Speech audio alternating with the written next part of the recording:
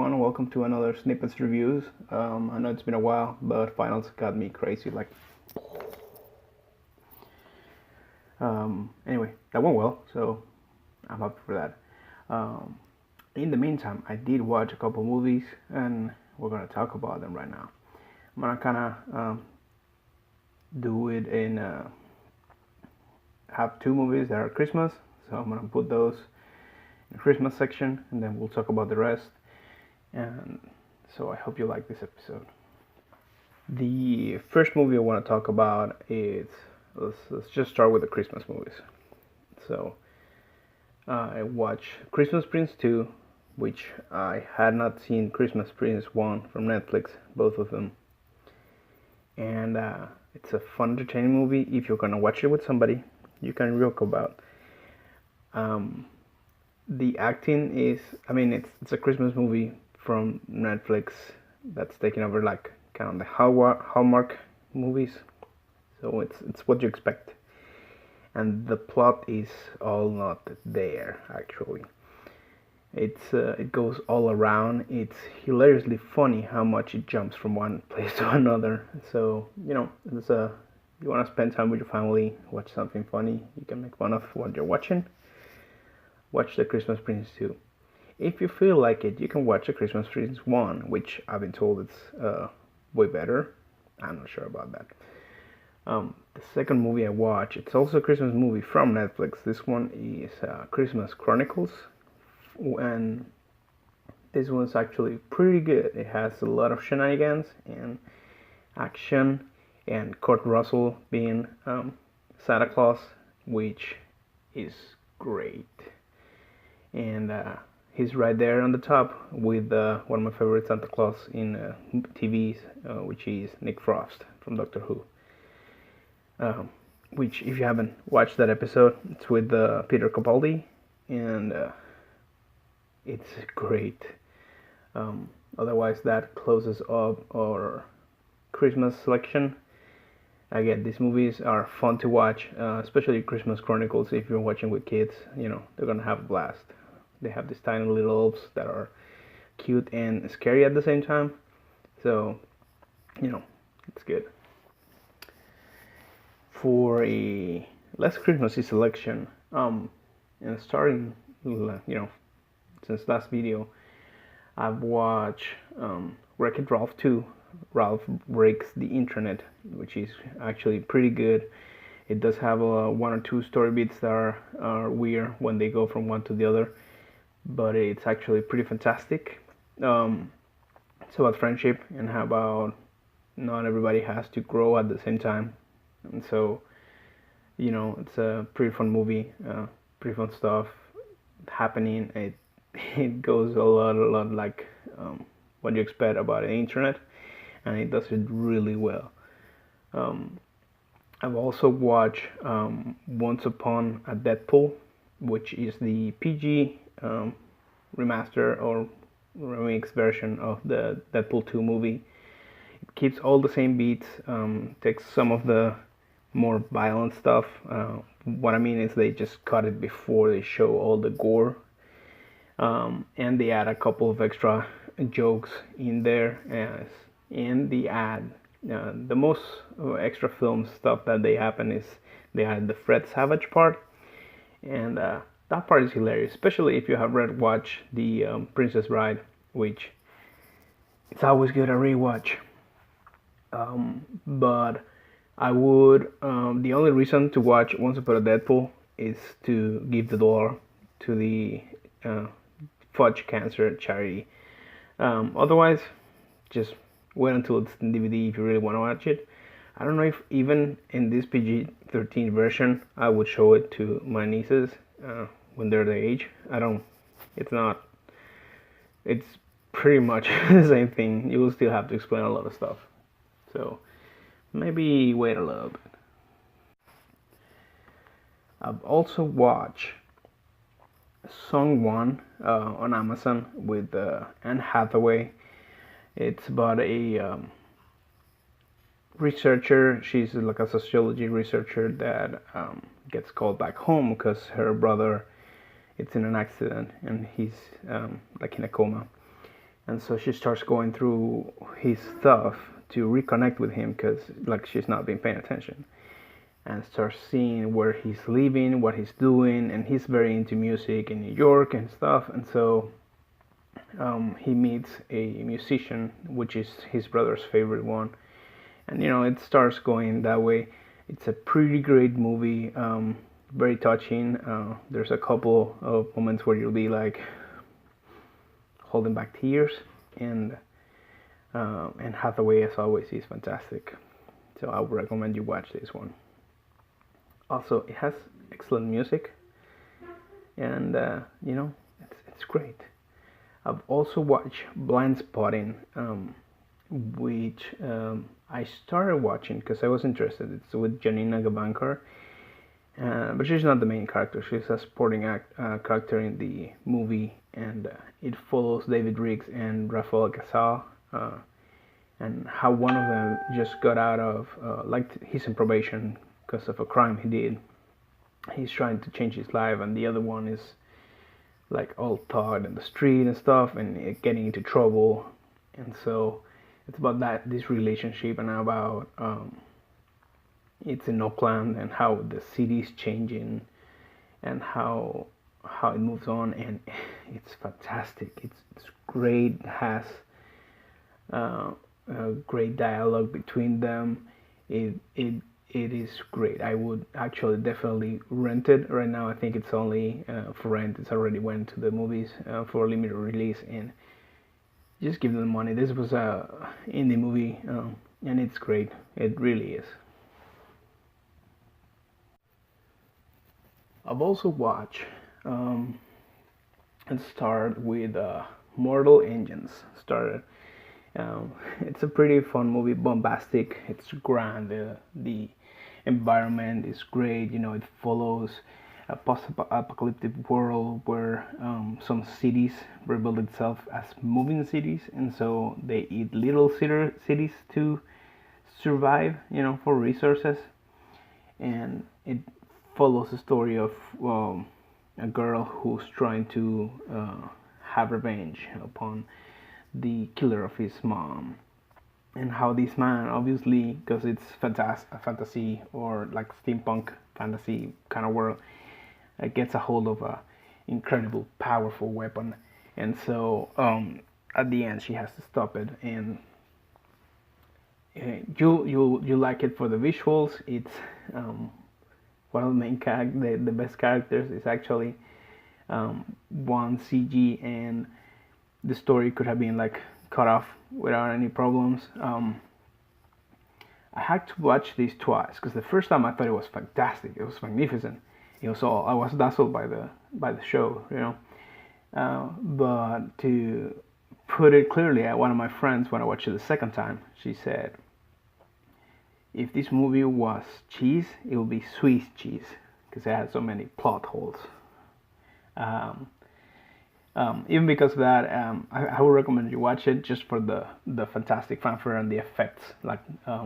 It's partly written by Peter Jackson, and it obviously uses some great special effects. So it's very grand and flashy. So I would totally. It depends. I had fun. I really had fun watching it. So if you're gonna watch it with some friends when you can joke around and stuff, go for it.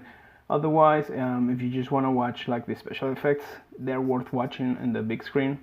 If you just want to see it for the story and the stuff, I would wait until it's for rent. So it depends what you want to do.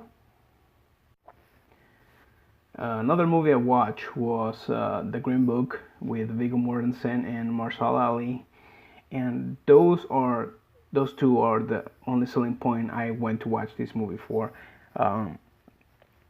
It follows a racist Italian American guy driving a African American musician, Dr. Shirley, through a series of concerts on the Deep South, in an area where segregation was still on, and it was pretty rough to be a African American musician, especially in the South. And I quite like it. It's a feel-good movie. At the end of the movie, Viggo Mortensen's character learns to be less racist and more conscious, and Dr. Shirley learns to be more comfortable with who he is. Like he has somebody to rely on with his, because he starts the movie very isolated by himself, and then he starts relying with Antonio Leap, which is Viggo Mortensen's character. The acting of both Viggo and Marsala are fantastic. Like it's what you expect of somebody who it's great just when they do. They give everything. But I was listening to the Slash Filmcast, and I followed Dave Chen, and he posted a thing that got me thinking, and it might be true. It's probably true. I just didn't see it that way. It's that the Viggo Mortensen character kind of shows Dr. Shirley how to be more in touch with the African American roots, because he's like very high and mighty, and then like he doesn't know what kind of music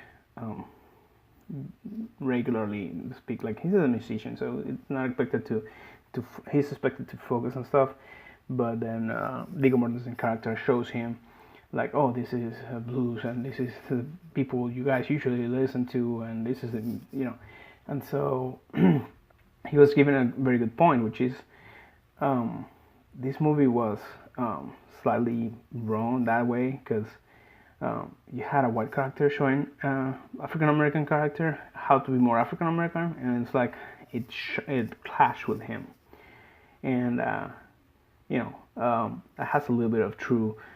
It depends on the way you feel about the movie. It's gonna depend on how you feel from the start.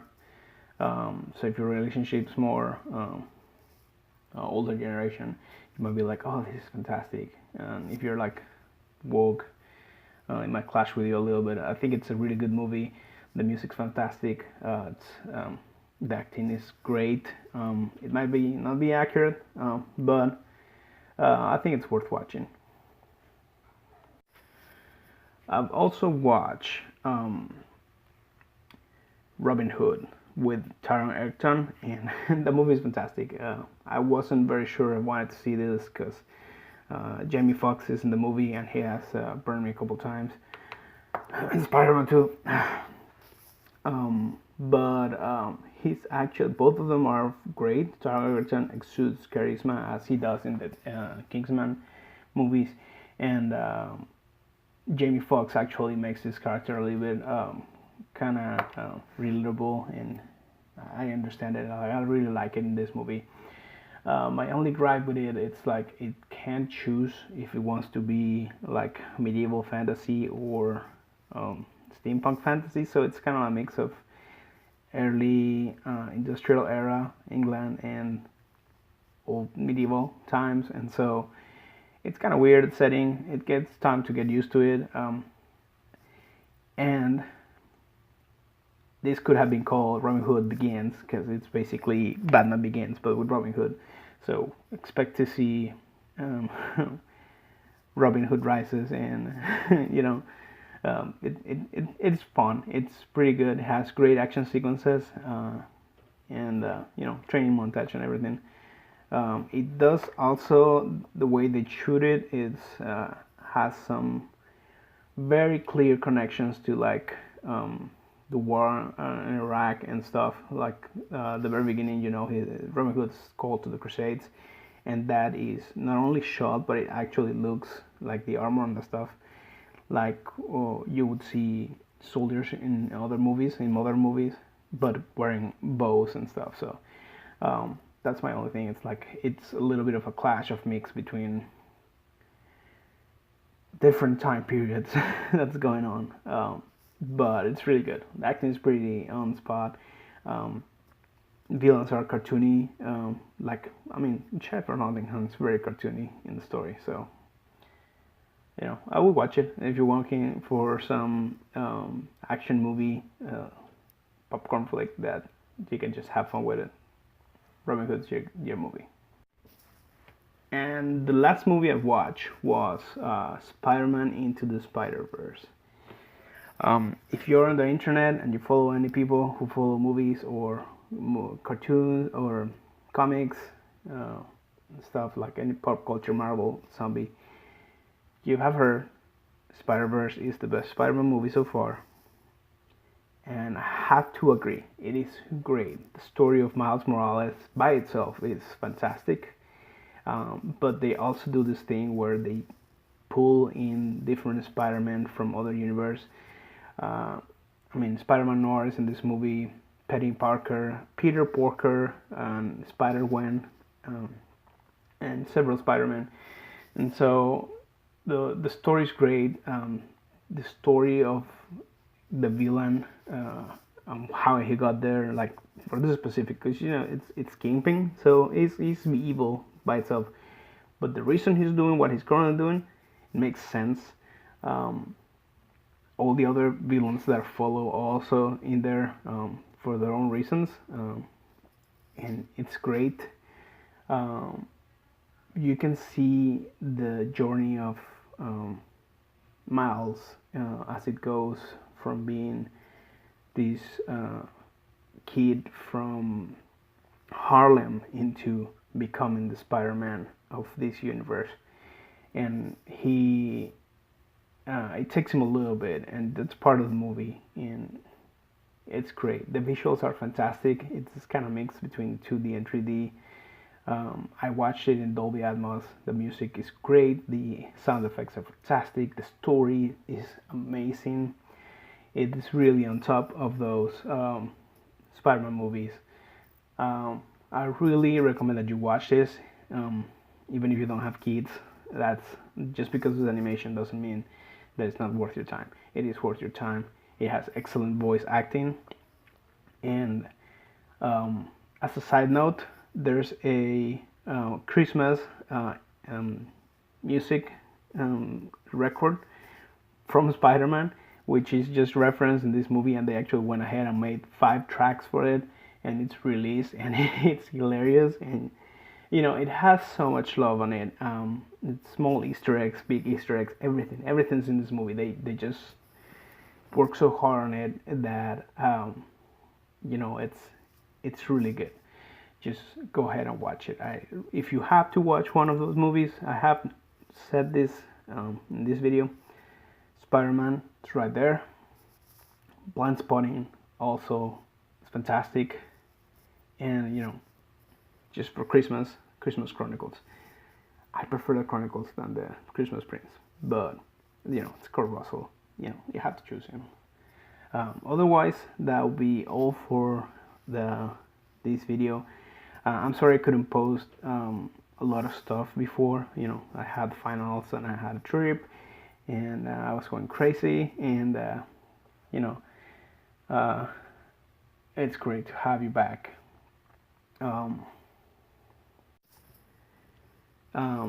As always, hope you enjoy your movies.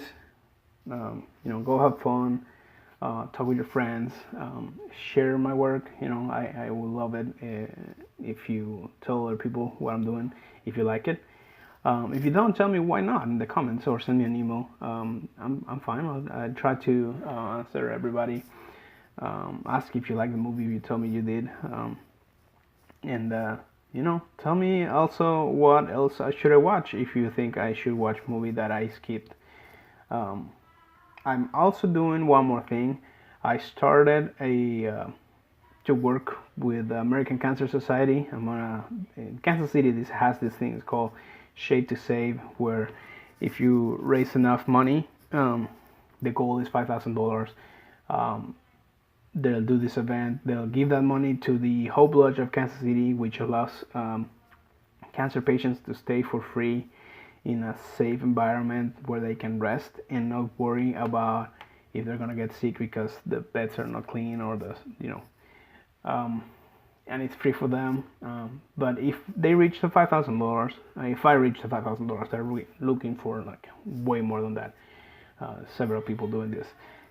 If I reach it, they'll shave my head. My hair, I'm fine with my hair. If I'm having trouble raising it, I'll even throw my beard. I love my beard, okay? So I'm gonna put the link Hopefully I learn how to put it on the video, and otherwise I'll put it on the description of this video so you can go to my website and donate. That would be fantastic. Again, that money's not for me, it's for the American Cancer Society. And hope you have a Merry Christmas, happy holidays, have fun watching movies.